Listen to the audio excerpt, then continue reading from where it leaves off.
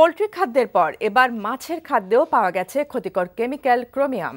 স্বাস্থ্য অধিদপ্তরে food safety laboratory পরীক্ষায় বিষয়টি ধরা পড়েছে।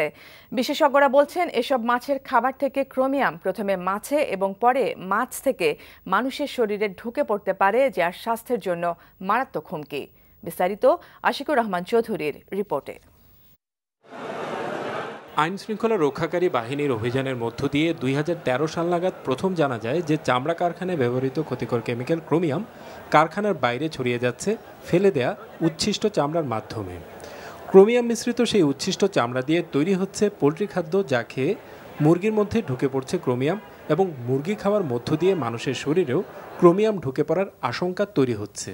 3 বছর পর এবার জনস্বাস্থ্য ইনস্টিটিউটের ফুড সেফটি ল্যাবরেটরিতে পরিচালিত ল্যাব পরীক্ষার মাধ্যমে জানা গেল মাছের খাদ্যেও ব্যাপকভাবে মিশে রয়েছে ক্রোমিয়াম। এই যে সব 23টি স্যাম্পল আমরা সংগ্রহ করে পরীক্ষা করেছি, তার মধ্যে প্রায় সব স্যাম্পলেই ক্রোমিয়াম পাওয়া গেছে। এটাতে হেভি মেটাল, এবং এই হেভি মেটাল যে মাছ বর্ধক হিসেবে তারা ব্যবহার করে মাছের শরীরে, সেটা সংরক্ষিত হয়। পরবর্তীকালে আমরা যখন মাছ আমরা ভোক্তা হিসাবে মাছ গ্রহণ করি, সেটা আমরা ভক্ষণ করি এবং সেখান থেকে হিউম্যান ইফেক্টটা শুরু হয়। ট্যানারির ক্রোমিয়াম মিশ্রিত উচ্ছিষ্ট চামড়া দিয়ে যে পোলট্রি খাদ্য তৈরি করা হয় তা 2013 সালে প্রথম গবেষণার মাধ্যমে প্রমাণ করেছিলেন ঢাকা বিশ্ববিদ্যালয়ের রসায়ন বিভাগের অধ্যাপক আবুল হোসেন। তার মতে মাছের খাদ্য থেকে ক্রোমিয়াম মাছে ঢুকবে এবং সেই মাছ রান্না করে খেলেও তা মানুষের শরীরে ঢুকে পড়তে পারে, কেননা ক্রোমিয়াম রান্নার তাপমাত্রায় কিছুই হয় না। এই মাছের থেকে যখন একই ক্রোমিয়াম আসবে, সেই ক্রোমিয়ামের আমাদের বডিতে ক্রোমিয়াম আসার পরে সে একই অ্যাক্টিভিটি শো করবে, কিডনি, লিভার, ব্রেন, তারপর অন্যান্য অর্গানগুলা নষ্ট করে দেয়। অনতি বিলম্বে মাছের খাবারে যে ক্রোমিয়াম মিশ্রিত যে ট্যানারি উচ্ছিষ্ট অংশ ব্যবহার করা হয়, এটা বন্ধ করা হোক, এবং না হয় আমাদের দেশ জাতির জন্য, মানুষের ভবিষ্যতের জন্য যথেষ্ট ক্ষতিকর হয়ে দাঁড়াবে।